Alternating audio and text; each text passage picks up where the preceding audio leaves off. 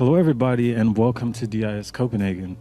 My name is Antonio Tharp. I am the DIS Photo and Video Production Assistant and a former DIS student myself. And today we have a little bit of a different topic for y'all. A topic that we feel like here at DIS hasn't been talked about as much as we would like for it to be talked about. And that is about the Black experience at DIS Copenhagen. This past fall semester, we had 3 students come together and have a conversation about what it's like for them to be Black students at DIS Copenhagen. This conversation covers a lot of ground. It goes over the highs and lows of being at DIS Copenhagen, both socially and academically. And we felt like they had a really important conversation about what their lives are really like here. I had a blast filming this with the students, and I hope that you as the viewer have a similar experience watching it. We hope to bring you similar content like this in the future, so check back here for more pretty soon. Thank you and enjoy the video. So ready, 3, 2, 1. Hi, we're here we go. Hi, we're 3 Black students in blah blah blah blah blah. Hi, we're 3 Black students at DIS Copenhagen, and we're going to be talking about our experience as Black people and our reflection of Black experience while being at Copenhagen.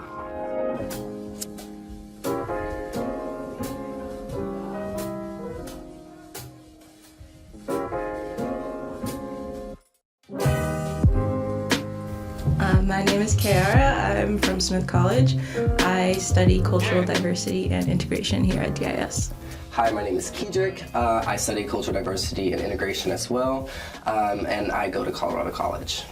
My name is Nala. I go to Northwestern, and here I'm studying child development and education in Scandinavia. So what made both of you decide to come to DIS? So for me, I knew that I wanted to come to DIS, like that was like, you know, set in stone, but it was between like Stockholm and also Copenhagen. And I settled with Copenhagen just because I felt that DIS Copenhagen had exactly what I wanted to study. And I felt that like DIS Copenhagen offered exactly what I wanted. And then also it was like very different for me too. Like, I feel like I never heard of anyone going to Copenhagen, especially like a Black person going to Copenhagen. So I wanted to try something a little bit different and kind of like be a pioneer. So my roommate actually applied, or we applied at the same time because she told me she was going there or going to Copenhagen. And basically she's like, I think you should apply. They have some really good sociology programs. And so we literally just sat on her bed and just did the application together. Yeah. Mm-hmm. Yeah, I chose DIS because I wanted to get out of Massachusetts. I'm from Massachusetts, went to high school, been living there my whole life, and Smith College is also in Massachusetts, so it was just kind of time to get out. And kind of similarly to you, I heard they had a good sociology program, as that's one of my majors. And I didn't have a language requirement to go somewhere warm, so I decided to come to DIS, yeah. Did either of you guys have any expectations coming into DIS and living in Copenhagen generally? Did you do any research into like what it would be like, and has it lived up to those expectations? I would say, so I did lots of research, pre-research coming here. My expectations, like anytime I go into a situation, it's very like open-minded and trying to figure out like how am I going to integrate into this place, like my minor is Mandarin, so like when I went to China, I had the same perspective. And so when I came here, I was like, or before coming here, I was like, okay, what I've been noticing the trend is like it's very white and like it's very, you know, homogeneous and racially. And so I was like, okay, this is one thing I'm gonna have to like not necessarily fully switch my mindset to, and you know, kind of code switch in a sense. But I was like, okay, this is one thing I'm looking out for. And part of my research was, you know, going on YouTube and the DIS website. I'm really trying to get a better understanding of the students that go, and not necessarily the students, because when you go on YouTube, it's not just DIS. Right. It's pretty much like other people, Europeans, and like all these different types of people. Exactly. And so I was like, okay, it didn't really give me much insight on what it. I feel like when you apply to programs, it's like a teaser. You don't really get that much information, especially as Black people. You also don't get like, yes, there's a whole column, paragraph, like this is a diverse blah blah blah, blah like opportunity, and then when you get here, you either are satisfied with that that hot take, or you're not. Yeah. So. And there's also always the worry of like, are they telling the truth? Like, is it really like a great place, exactly. or like, is this just like to get me to come? Yeah. For me, I feel like, I guess one of the things that I was researching was like, it's like the happiest country in the world. That's like an ongoing thing that like a lot of people know about. And I also like kind of did research, but like also I kind of wanted to like not do research because I'm a very like research oriented person, and I felt like I just wanted to try something different and just kind of like have no expectations really, just like be in the moment type thing.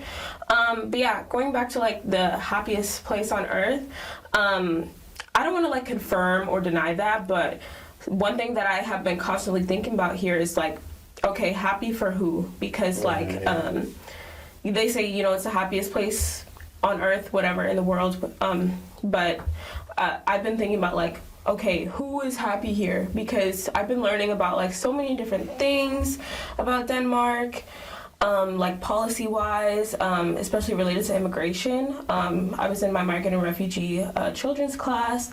We were talking about like migrant and refugee children in Europe, and specifically in Denmark, I just have seen so many cases of just like, it's not even like blatant racism all the time, but it's just like, it's also like little microaggressions too.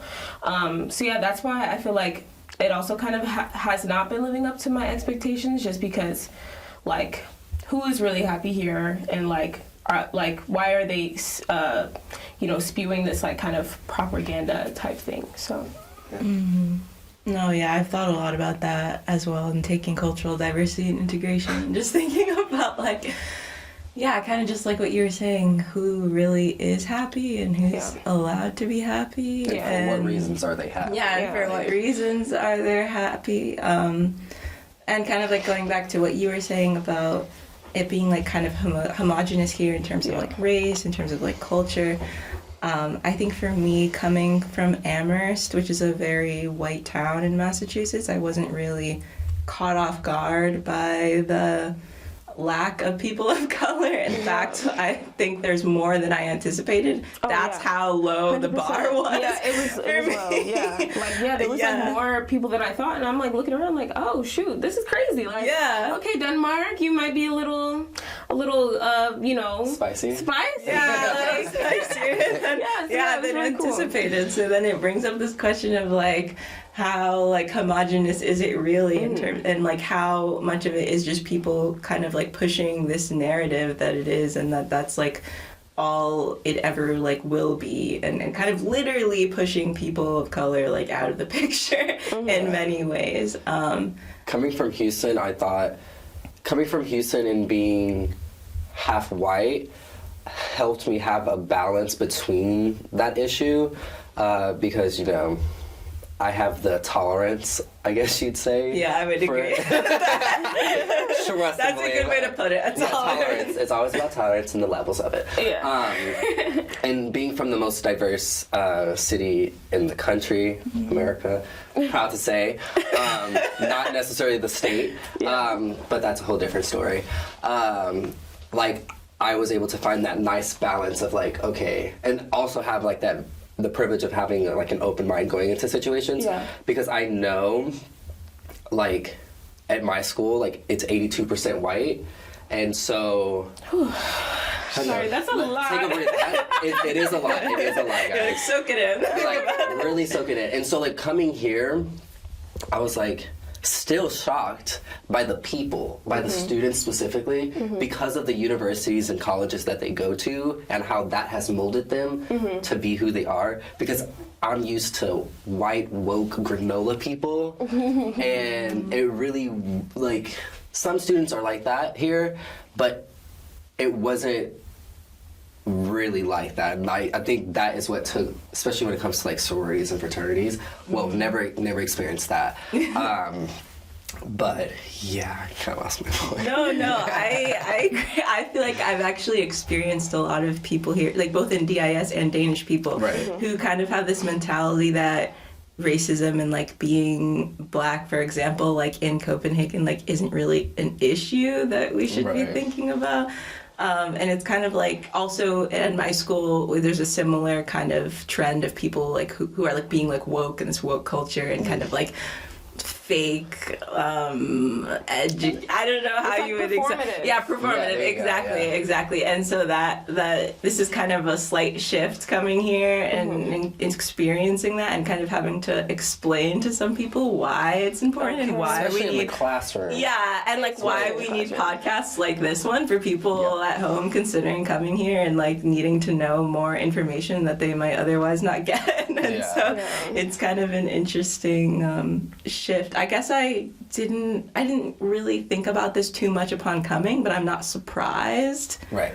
But it is an interesting thing. Because I also like think about like racism here, because a lot of people just don't think like Danes are racist, but I feel like Danes have this like idea of racism being like blatant and in your face and like, you know, saying I hate, you know, so and so, like this group of people. Like that's not all racism is. Like they also have something, I'm gonna expose the Danes, but they have something called hygge racism, which is like a very joking and cozy way of like, you know, making fun of people for like their race or something.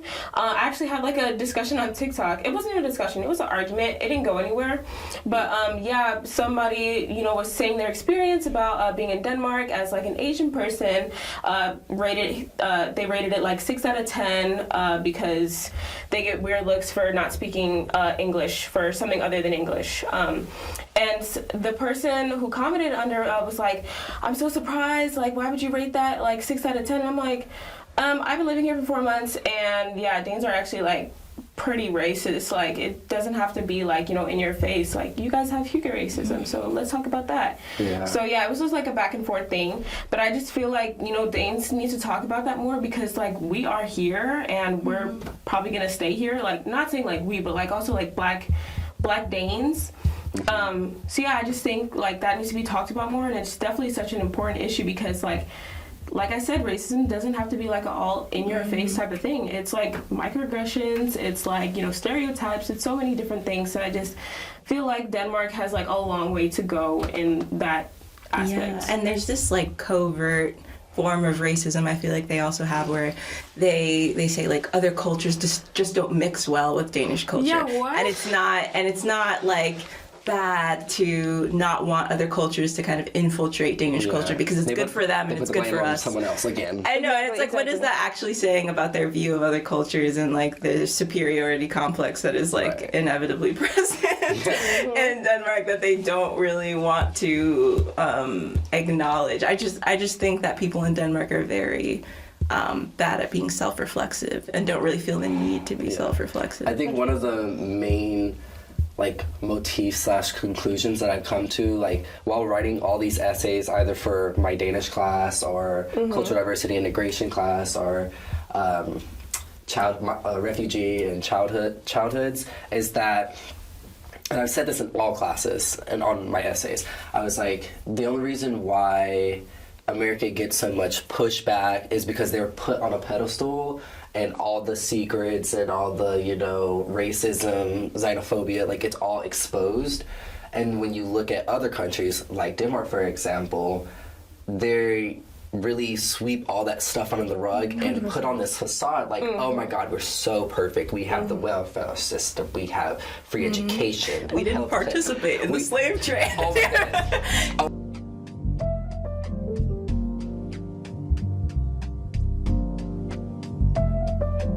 And then, as far as nightlife goes, I had quite the experience. So I was trying to get into this club called Hive.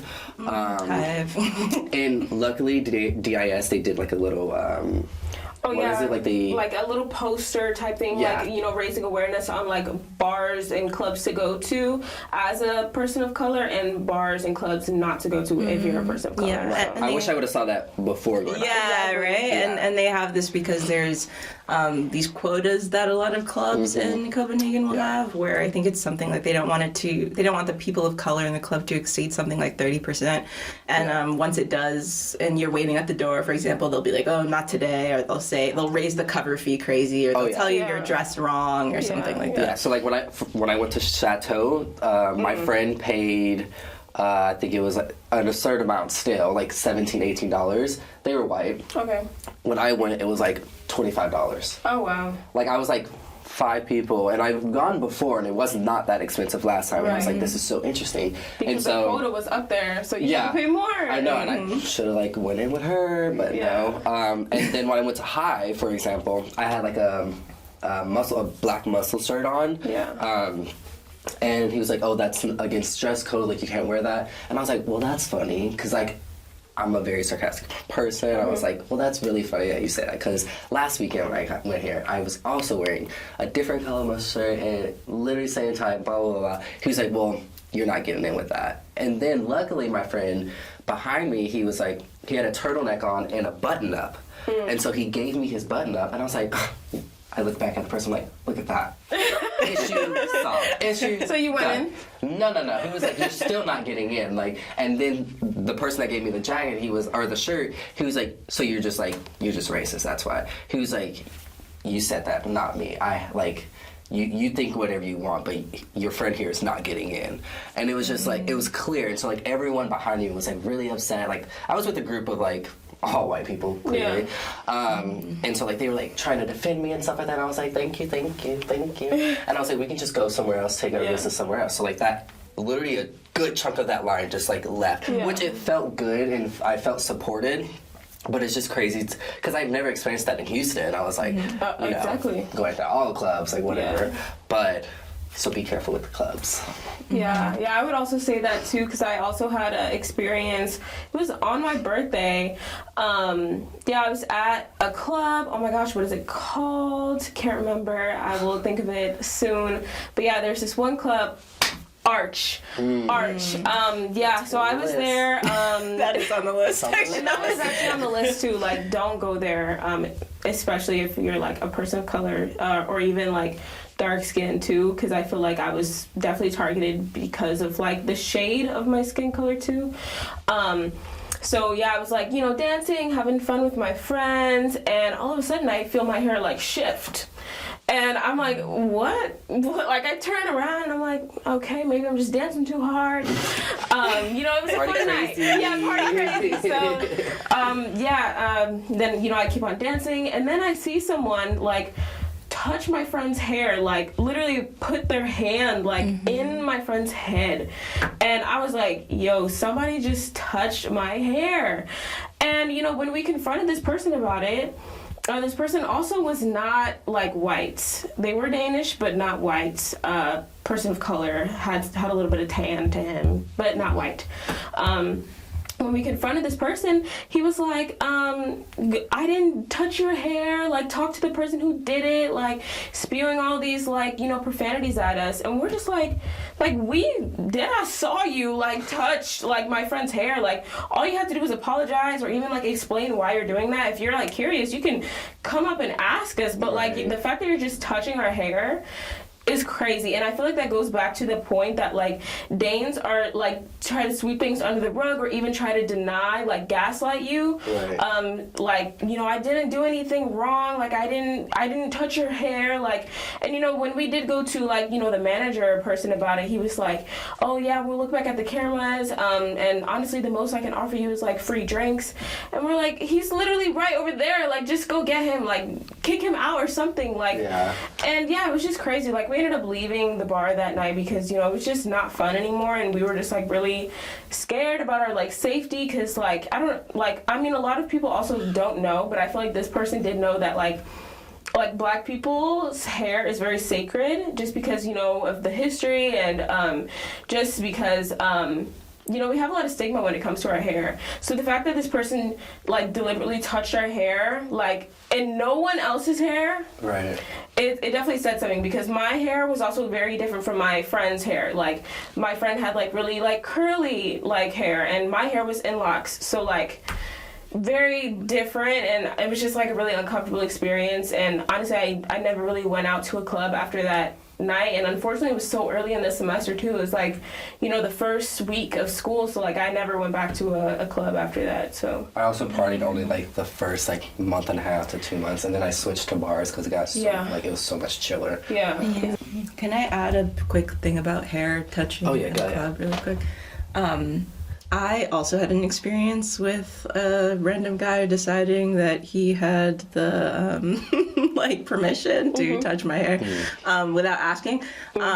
This happened during Thanksgiving break when I was traveling to Italy, to Sicily in particular. And so I just wanted to bring this up because if you do decide to travel during your time in Denmark, and DIS allots a lot of time to that, just kind of be aware that I mean, you probably already know this, but racism is everywhere. You're not going to kind of escape it. It's not just Denmark. Exactly. It's all over Europe. And so I just wanted to bring that up to say it was so like, I can't even get into how livid it made me. Right. And I mean, this is kind of like a similar feeling to how you were feeling. Like, it's like even, it makes you feel just so like, it's just like a violation of like, so it's so like absurd, just the audacity of people to kind of like think that's okay. Is just absurd. So just kind of like be aware of your surroundings and know what's kind of going on, even as you go into other countries in Europe. Right.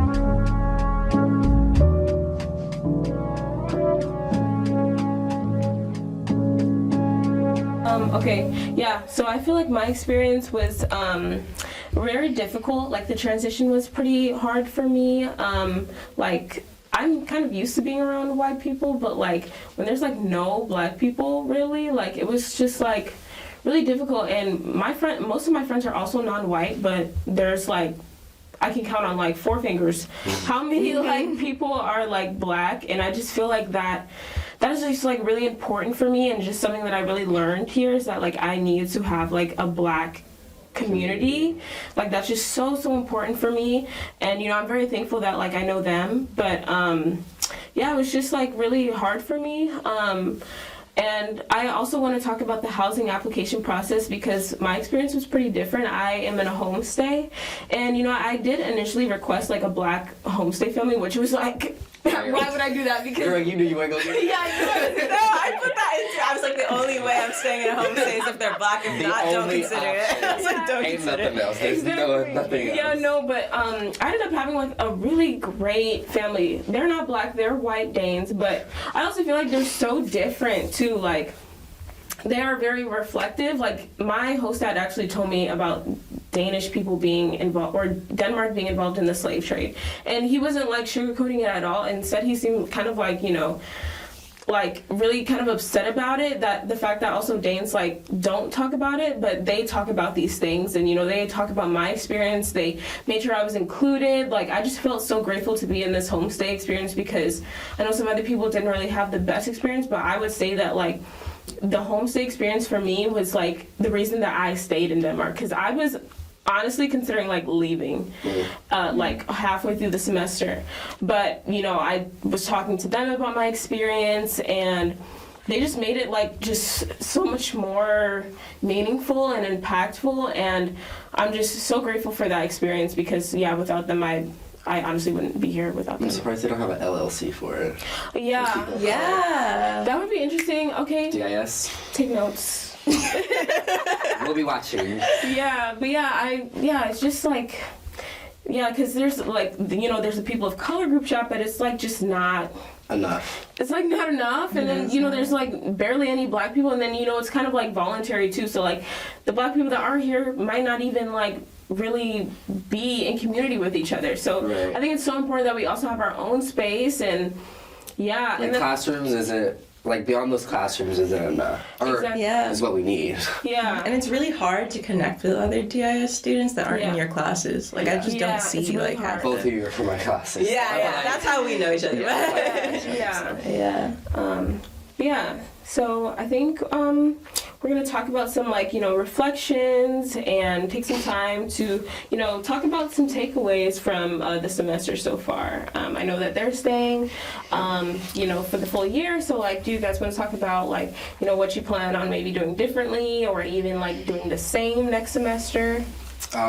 My immediate thing is hopefully get different housing.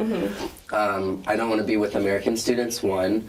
Two, the place that I requested it has Danes, but it also has international students, so I get a little bit of that integration that I've been wanting. Yeah. And then as far as finding my community, well, I partly already found a little mini group, which I think is honestly all I need at this point. Yeah. So that was a good attribute on DIS's part, having that full year meeting, because honestly I didn't know anyone who was doing full year. I kind of persuaded you. Yeah. But I think those are going to be my primary things, my priorities, I guess you'd say. But yeah, finding that community and being able to sell it, basically. Yeah, I agree. Definitely spending less money. Yeah. It is so expensive. I can't even emphasize to you enough how expensive it is here. And also just hard. budgeting. It's hard to be surrounded by people who have the money to be doing all these things. I get broke really fast. that is one thing I'd also like to reflect on, I guess, is there are a lot of people from DIS that coming from different financial backgrounds. Even though, like I said, DIS allots a lot of time for travel, not everyone travels every time, and that's Right. okay to do. Don't feel It's pressured very to okay. spend thousands of dollars going around Europe when there's plenty of things you can do here. I think DIS does have some events that they host for people staying. I don't know that much about them, though. You could also go to Stockholm or somewhere in or Sweden. or 30-minute Sweden, train just away. a train right away, something like that. I think also focusing on a tighter knit community, kind of what you were saying. At our full year meeting, we got to see what we're working with in terms of And we're working with a little something. yeah, with people of color, and so just kind of connecting in those ways. I think I want to stay more in Denmark too. I think, and just explore more. And I'm gonna try. I did the visiting host family program, but I only got to meet with my host family once, so I'm kind of continuing with them, and I'm gonna try to meet with them more, just so I can get even more of a kind of close look at Danish culture from the family perspective. Yeah, and kind of bouncing off with what Kayara was saying about there's a lot of people here with different socioeconomic statuses. I think also setting boundaries, especially if you come from maybe a lower income background. For example, me, I did some traveling, but not too much, and I had to talk with my more wealthier friends, hey, I can't be going out every night, and also being stern in those boundaries, because even though I did tell them, the next day they would be oh, where you want to go out to eat? Did you not just hear me? Oh my, it's really There's always that one friend. It's always that one friend, and I'm just be stern in those boundaries. Hey, I told you, a few days ago, I can't spend that much money. So what can we do? Can we cook together? Can we That's always right. take a walk in the park, something like that. So. Exactly. I totally feel that, and also just the people that kind of have money coming in, even though we're abroad. And Exactly. they're this semester, I'm spending money I've saved since I was 2. This is it. It's not coming back. You know what I mean? So kind of just realizing that your status is different than other. You're not status, but I just mean your situation is different than other people's, and that's also okay. Yeah, it's okay. Yeah. Be sure, for me personally, I know, I have so much trouble not spending money. Yeah, me and it's too. like I need to be not only stern with others but with myself, yourself, like, yeah. and saying like, don't do this. You do not want to do like you want to do. You don't need do it. You don't need it. Yeah. You don't need that coffee. You don't need this. The $9 coffee, I know. I do not need the $9 coffee, even though it's really good. But yeah, I wish more people like talked about that, because you know there are going to be people who like, you know, kind of pressure you to do these things, but like it's so fine if you say no, and if they don't understand, then you know that's fine too. Like they honestly probably shouldn't be in your circle. Yeah. So yeah, that's kind of like a takeaway that I have. I also wanted to add, I've noticed a lot of people have visitors, like, from home, and they'll be like, oh yeah, my parents are just stopping by on their, like, honeymoon to, like, Croatia, or, like, on their business trip, and, like, I was someone who, I didn't have any visitors for a lot of reasons, not just because of financial stuff, and that's also okay. There are other ways to kind of connect with home, kind of like what Nala was saying earlier, like setting time aside to kind of make phone calls home, FaceTime home, and kind of nurture that community, because when you're feeling a bit isolated, especially as a person of color, it's important to kind of surround yourself with the people that you do know, like even if that's virtually, or watch Black shows, consume Black media. I've like curated my feed to just be Black people, you know, like to just kind of like remind yourself that like there is a community and there are people. And with the weather and the the darkness, and meeting at 4 o'clock. Okay, it's midnight. Everything is part of what contributes to how your overall well-being is going to be. And so being very particular and articulate in how you're going to, you know, go about a day, like just knowing that take care of yourself. You know you have this like this community. All you have to do is find it. It may take the last week. It may take the first week. Like it just depends. But if you go searching enough, it's out there. And just put yourself first generally. Like study abroad is first and foremost about learning about yourself and kind of choosing the experiences you want to have, and like just like don't be afraid to take control of your abroad experience. 100%. And I kind of just want to kind of end on that conversation with like something that I learned. It's like it could be viewed as negative, but I view it as a positive because it helped me learn about myself. Was like, I don't think I would stay away from like home, meaning like America, for more than 4 months. Like 4 months I think was way too long for me. I think like maybe a month abroad is like perfect, but like 4 months I think it was like really long for me. And you know, I am still grateful for that experience because I was able to, you know, come to the conclusion that okay, like this is too much. You learned something about yourself. I learned something about myself, and I found that like really beautiful. So I'm the opposite. I have to be away all the time, experiencing new things, putting myself in different cultures, like really trying to get the best out of life, some might say, because I feel like I just learn much more if I'm there and doing it compared to like being at home, America specific. I also loved being away. That's probably why we're here for the year. We're like we need to be somewhere else. But speaking of being away for a long time, what do we say about a packing list? Like, what did we pack? What was in our suitcase? We have some ideal things because, if you take a look on the DIS website, they tell you not to bring certain things, but especially for Black people, it's important for us to bring a piece of home back with us. So, like, I have some things that I would like to talk about. Nala has a list. Let's hear the list. So, hair, shampoo, and conditioner. Because DIS tells you, like, oh, yeah, everything you need is in Denmark. No, that's not true. Unless you use Cantu. Okay, that's a direct Cantu target. is surprisingly here. It's at normal. It's for normal. I found it in several stores. Oh, and also other stores. But normal has a whole display. Yeah, that's a whole display, which is really You got cool. the creams, you got the gels, like everything. Shampoo, conditioner, oils. So that was pretty cool. But I don't use that because I have thick hair, so I can't use locks. that. Yeah, that's a lot. I dyed my hair, and so I need that product. Okay. And so that's it's dead. Okay, we'll accept that. We'll accept it, and then also like spices. Like spice is just like when I say the word seasonings, for example, Danish people are like, "What is that?" Like salt? Yeah, salt. You gotta say. It's like what you would think in America with like. Yeah. So like there's like paprika. I don't think that's here. Like I remember talking to my host mom about it, and she was like, I found paprika. "You found paprika? paprika's here. Okay. You gotta paprika. dig, Oh, smoked paprika. Okay, Yeah. Okay, so She's just not you don't looking need to- hard enough. Yeah, I'm not looking hard enough. We have to feed ourselves. But I love cooking, so Yeah. I went Yeah. diving for the spices. They don't have tahini though. It's not a black seasoning, but it's like something that I bought back home. Controversial. I found it as well. You found that? Where? They had like it was at like one of the bodegas, and it was like They had it at a bodega? Yeah, I in mean, Denmark? it makes sense Or a little Europe? bit. No, in Denmark. Okay. Again, Okay. not looking hard enough. Yeah, maybe I'm not looking hard enough, but also like I don't go to those places because Yes, I you didn't know gotta start about going them. to the because places. people talk about Yema and Rema 1000, Yeah. and so I guess you have to go to the smaller stores where like those people who are like using those spices actually have them. Yeah. And like the Asian markets and stuff like that. That's where I Yeah. found a lot of my stuff.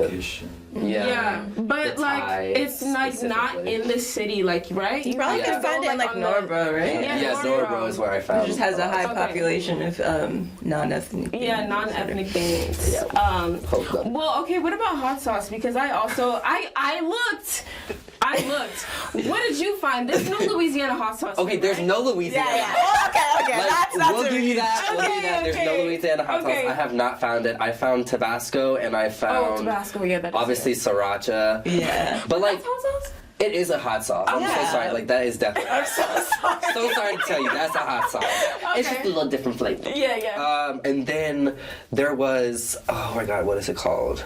There's it's the third one, but I don't know what it's called. Cholula. Oh, Yeah, I found Cholula. I'm not a Okay. big fan of Cholula. I think that's a hot take. But they do have it. They so do that's have good. it. That's good. But they do not have I was looking for Louisiana. Okay, so they don't have And that. a lot of people don't know what it is. I'm Yeah. like, yo, what? I mean, yeah, hot sauce. I mean, they also like a lot of Danes just don't do spice for real. So like Yeah. that makes sense. But even my friends here, like from America, they like Oh, they don't even. I thought they like gaslighted me thinking it was only like a Texas thing. Oh no, that's so not I didn't true. know like. Yeah, no, that's not true. Okay. They gaslight you for real. That's so unfortunate. Not to say that they don't have it here, but I would just bring it from back home. Shea butter or any thick body butter, Yeah. because I ran out of my Vaseline, and I had to go to the cold and store. dry here. Yeah, it is dry. So I went to the store, but the shea butter was like I could fit it in my hand, and it was like $20. I'm like. I honestly just think it's because of They the have like the import blue tax. one. They have and the Nivea or whatever. Oh, but that's Nivea. That's like lotion. It's not thick enough. Yeah, but I'm saying they have like gallons of that like everywhere. Okay, that's. But that's not like I'm not saying Yeah. to use that one because it's too too Yeah, it's soft. too wet, right? Yeah. And then last on my list is also like Black Girl sunscreen. They have sunscreen here, but it's like. It's not the Black Girl sunscreen one, and I think they probably wouldn't have it What's because the black? it's racist. Is that the name? Yeah, it's called Black Girl sunscreen. Okay. It's actually I was called like, Black Girl. I've actually never heard of that. Yeah, I never heard of that either. No? Okay. Maybe it's because I come from like a place with a lot of sun. So, oh, sorry. I don't know. Okay, yours just doesn't make sense. But, You make no Black, sense to me. Black Girl sunscreen, they don't have that here. So I would recommend bringing that as well. All the skin products, honestly. All the skin products, honestly. Most I mean, of they them. do have like a store, like they have Matas and Sephora, but It's also just gonna be more expensive. it's gonna be really expensive. So don't even ship stuff here. I feel because do that's not ship anything. It's so expensive. It's a hassle. It's a like hassle. That wasn't even customs on my brain to fee. ship anything. Yeah. Oh, that's so Don't. smart. Because I was, running out of things, so I was like buying things from America, but you have to pay like a customs fee. So Yeah. like, it's just better if you just bring it yourself. Also, if you're a person that wears makeup, please bring your own yeah. foundations. Yeah. Please bring your own makeup products. That's true. Because that's also going to be hard to find. Yeah, or like lashes too. Like if you like long lashes, there's like a few people that do lashes here, but like they're not gonna do the lashes that are like more dramatic, like the ones that are in America. So Haircuts. So That's Oh a yeah, good one. talk about that. So obviously I don't have one right now. We're like growing. I'm trying to grow it out, get those nice like curls back. I don't have one right now. No, it has to be said. So hopefully 3 years from now I have like these nice cornrows or whatever. But you have to go to like the Arabic barbershops because like I was so scared. I was really like terrified. I don't think I've ever been, because I'm very particular, obviously, about my hair. And so I think when I first got to Colorado Springs, like the man did my hair. And it was during COVID, and like the condition, like he didn't clean the clippers. It was so disgusting. So when I got here, I was like, I'm terrified. And like they're on every block that I go. Like there's multiple, like next to each other. It's everybody getting their haircut, and I'm like, oh my goodness. And so when I went in, I was like, I want this. I got my haircut the day before I left. So like, I can take a picture and like show them what I want. Yeah. You know, just like a nice little cute fade, and I didn't think it was that much to ask for. And like it came out nice. It came out like pretty decent. Okay. But that's only because I didn't go to like obviously like a Danish like barber shop. It was definitely an Arabic one, so definitely go there. Don't get any products there, obviously, because their texture hair is still different. But they do love their fades here. Like I see fades everywhere, and I'm just like, wow, that's pretty nice. Wish that would happen over here, because it didn't look the same clearly. That's so funny. But yeah. So yeah, that pretty much ties up everything. Most of our experiences in Denmark. Thank you so much for listening, and shout out to all of us for still being here, because it is hard being a Black person in Denmark. But we're sticking it through. Yeah. So yeah, thank you. Yeah, thank you so much. Thank you. And not to plug myself, but I am a DIS blogger, so if you want to read more about my journey this semester and next semester, please look me up on the DIS and website. I better be featured. He will be featured. All right, see ya.